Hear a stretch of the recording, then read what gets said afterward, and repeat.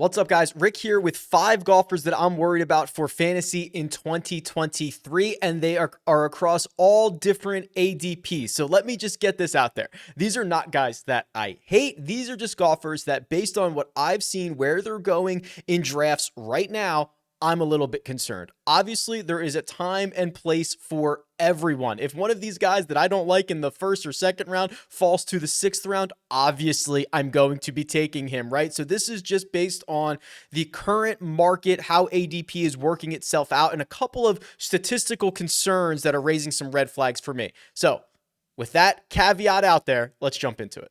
First up is Sungjae Im, and this hurts my heart. It hurts my little heart to be worried about Sungjae. I'm such a huge fan of his game. I think he's going to have a really great year. But when you start thinking about season-long fantasy, you start thinking about filling out your roster with guys who play a lot, right? Guys that can give you a lot of opportunity, can give you a lot of volume, and can play well as frequently as they actually play. And the first name that jumps to mind for everyone is Sungjae Im. And what is happening is that is creating a situation where he's being very highly drafted. More on that in just a second.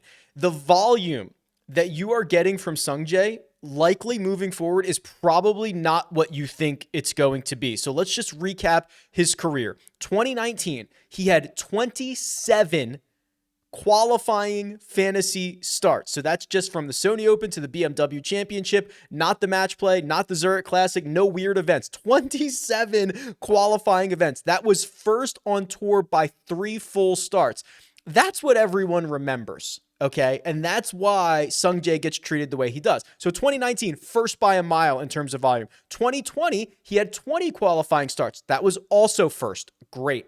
2021, he had 23 qualifying starts. That was 9th. Okay, great. Here's where I'm starting to get a little bit worried. 2022, last year, 18 qualifying starts.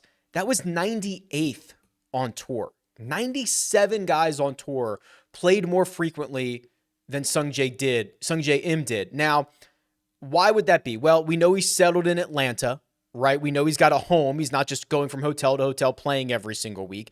And is he going to play that amount or a similar amount again? Well, I think he will, because he just had the best year of his career. Playing the least number of events, he made the most money, made over $5.5 million, $1.5 million more than what he did in his next best year. So there's really no reason to think that Sungjae is going to come out and start playing 27 qualifying events again. So again, he's going to play a lot. He's going to play well, but I don't want you to think you're going to get elite level volume, because he has not been drafted. In all of the drafts that I've done so far, he has not made it past the 14th overall pick. 14th overall. That's like the, second half of the second round? It's high. And I think a lot of people are basing that on volume. So go out and draft Sungjae because you think he's going to be great, because you think he's going to take another leap moving forward, but don't draft him because you think you're going to get 27 qualifying starts, because you're not. Jordan Spieth is up next. He's being drafted almost exclusively in the second round, sometimes with the first or second pick of the second round. He's being drafted very much inside the top 15 or 16 in every draft that I've been a part of. And I just worry that he is not that upper echelon golfer that you think you might be getting. And there's a lot of volatility, and he's going to make you rip your hair out. So before I dive into the bad things, I will say, I think there are a couple of good things about Jordan Spieth and Scottie Scheffler this year. So we know that the big time elite golfers are going to play kind of a more a schedule together, where they're going to play the elevated events together, and you know where they're going to play, and they're kind of designing that all in one spot. But I do think the guys that are Texas proud, the Texas guys who always play the Byron Nelson, who are going to always play, these other events, maybe Valero, which are not elevated events, I think they're still going to go there. So I think you get an opportunity to get all the top end events plus 1 or 2 events in Texas where they might end up being the only guys there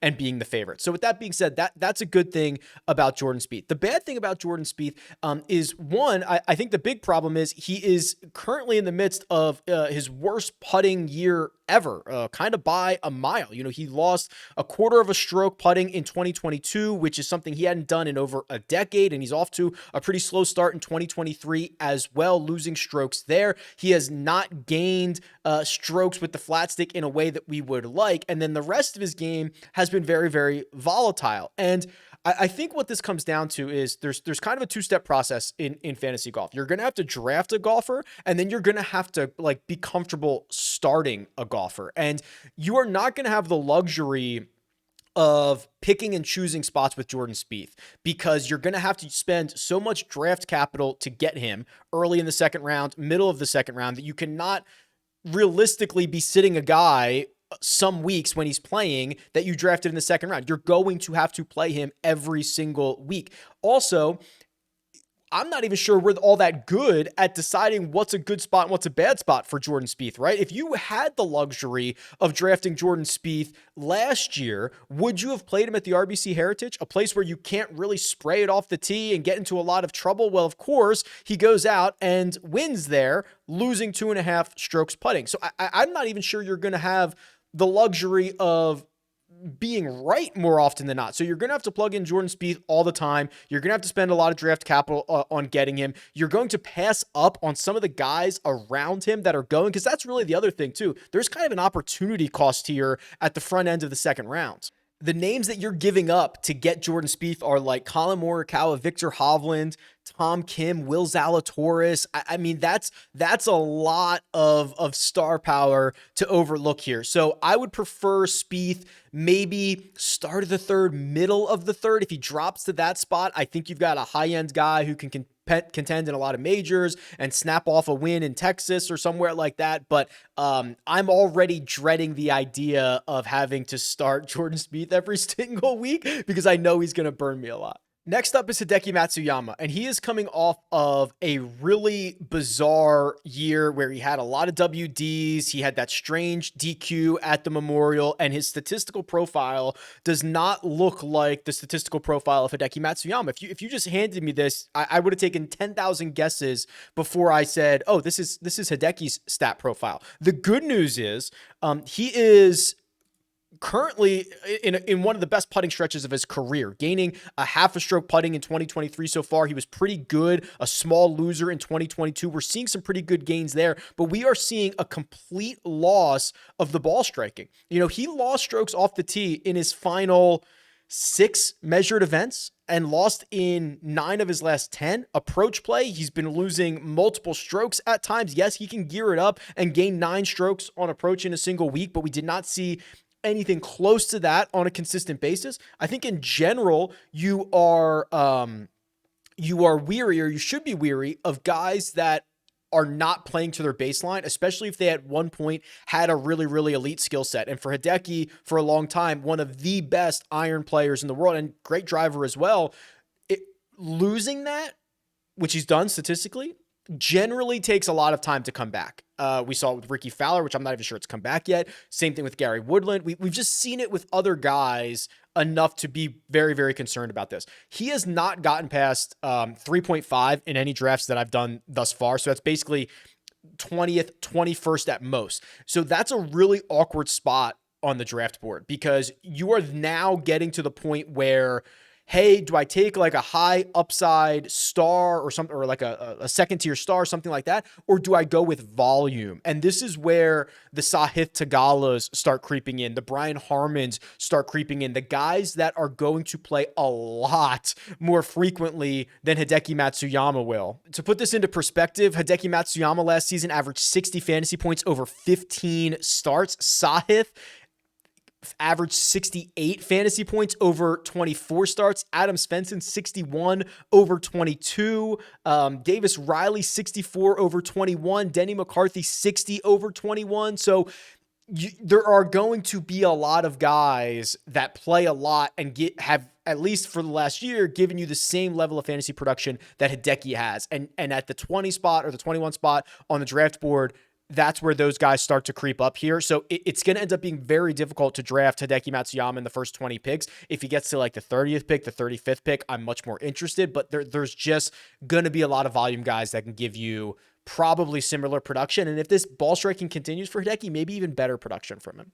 Future Rick here. Just want to take a second to invite you into our private group on BroThrow. BroThrow is something that I've gotten super into over the course of the past couple of weeks because it solves a huge problem in our community. It is a peer-to-peer betting community where I can throw out a bet or you can throw out a bet on basically any sport, any wager that you like, and someone else can accept it and then settle up via Cash App, Venmo, or a variety of other ways. And the whole thing is VIG free. That's right. No VIG, no juice. Everything is pure. So those extra percentage points that you get back from the VIG certainly go a long way. It's invite only right now, but we have a private community, a private RickRunGood group that I'll invite you to. There's a link in the description, or you can go to brothrow.com/Rick and get access to that group. And then you can start wagering with people that you know from the community. For example, I've got a $4 bet out with Paul on an NHL game, a $15 wager with Andy on the Rockets and Bucks. I've got Monday night and Sunday night football action, and it's just a really cool way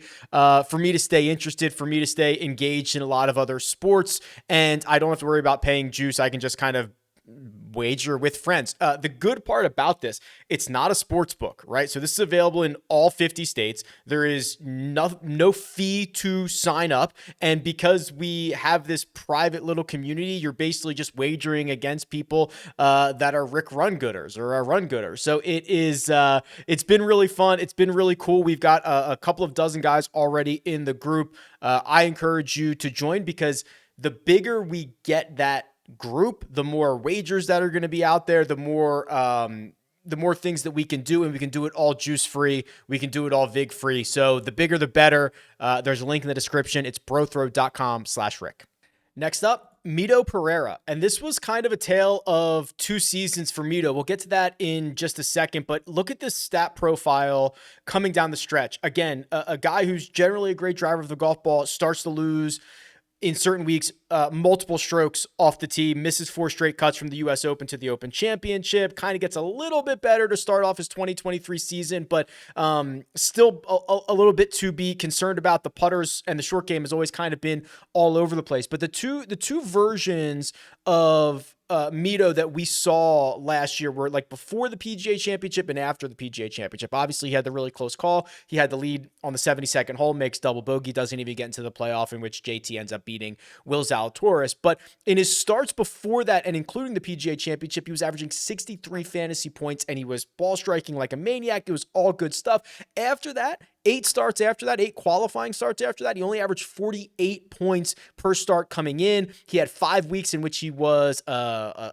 scrub. He only had 2 weeks in which he was a star. There were 13th at the Memorial and a 7th at the Charles Schwab Challenge. And I think the looming thing that I've tried to not really consider too much, but we're going to have to start considering a little more is anybody else going to live? And I don't want to say that Mito's going to live because I think for the most part, if he was going to go, he probably would have gone already. But if there is another wave of players that go before the live season starts in February, I think Mito would be on the short list of names that make sense. You know, he got through the President's Cup. He got through, the FedEx Cup playoffs. He was able to, tee it up this fall and maybe into the start of January. But he's at an agency that has been a pipeline to live. He's obviously very close with a lot of the guys that have already gone over there. His name had been heavily rumored for a long time. So I just think that if there is another wave, the Mito rumors are going to come up again. And if you draft this guy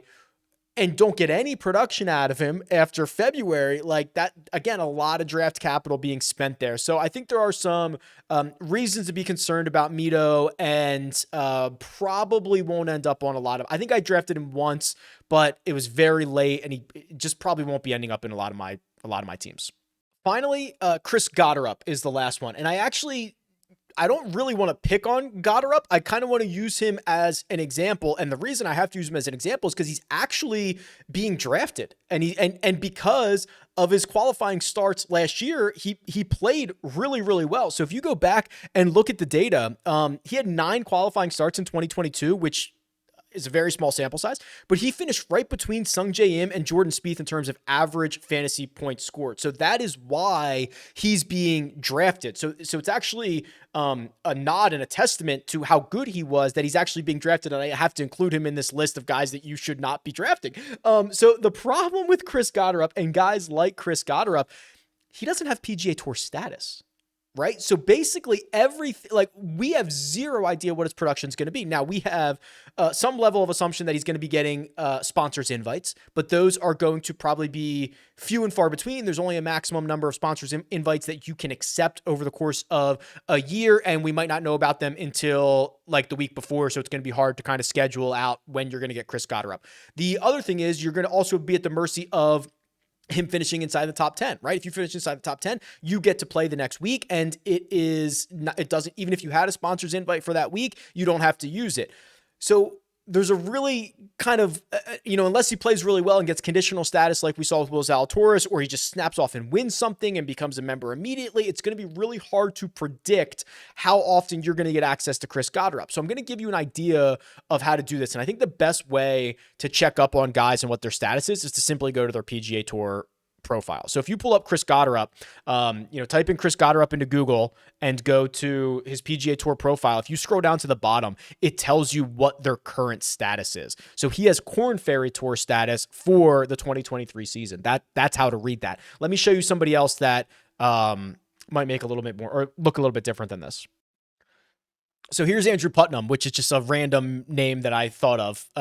And you can see, so he is exempt on the PGA Tour via being in the top 25 of the FedEx Cup and playoffs last year, and that lasts through the 2023 season. So for this upcoming season, he has full PGA Tour status as a top member of the 125. You'll see some that are like 125 to 150, which means they like, they're going to have to be on kind of the wait list, right? And see who's playing and who's not. They don't really have the right, so to speak, to get into every single event. So really easy way to kind of see what these guys' statuses are. And when you get towards the end of the draft and you want to start taking the Chris Gotterups and some of these guys that you might know from the Korn Ferry Tour, like, just confirm what their status is. And, hat tip to Chris Gotterup for even having to be included in this video, because he's being drafted, and he's being drafted in the 10th, 11th, 12th rounds, and we have no idea what his status is going to be. So keep an eye out for status. Golf is weird like that. You have to make sure these guys are playing the most events and all that fun stuff. Okay. I think that'll do it. We'll continue this season-long fantasy conversation over the course of the next couple weeks. If there's anything specific you want to see or hear about, let me know. Tweet me at RickRunGood. Leave a comment below. Best of luck, and I'll talk to you guys soon.